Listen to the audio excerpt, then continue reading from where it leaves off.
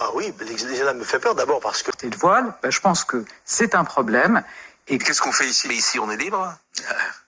Mais il y a énormément de mères, on les a vus pendant le ramadan, qui vont effectivement se rendre dans les mosquées, qui ont besoin de communautés. Non, les frères musulmans, Beaucoup de mots comme ça qui font peur, l'islamisme, les frères musulmans, etc. Ah, ça me fait peur, moi, oui. Mais ça me fait peur aussi. Ah oui. C'est fou. De la liberté. Le voile, c'est pour moi le marqueur.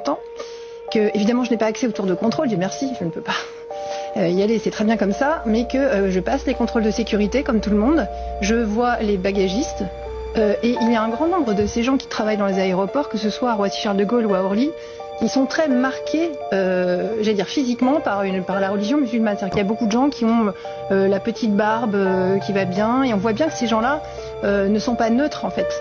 Et je ne sais pas dans quelle mesure il faudrait pas enquêter sur les sociétés, les entreprises auxquelles on a délégué ces services publics il y a longtemps déjà, puisque aujourd'hui ce sont des gens qui sont très protégés, très syndiqués, qui constituent carrément des lobbies à l'intérieur des aéroports. Et dans quelle mesure ces gens-là ne se sont pas radicalisés aussi, comme il y a une radicalisation parfois, on l'observe, je sais pas, dans la police, dans les prisons, etc. Voilà. Et alors je pose la question parce que quand on prend l'avion, regardez autour de vous. Moi, je suis fouillée par des gens. Honnêtement, je ne suis pas sûre qu'ils fouillent tout le monde de la même façon. Voilà.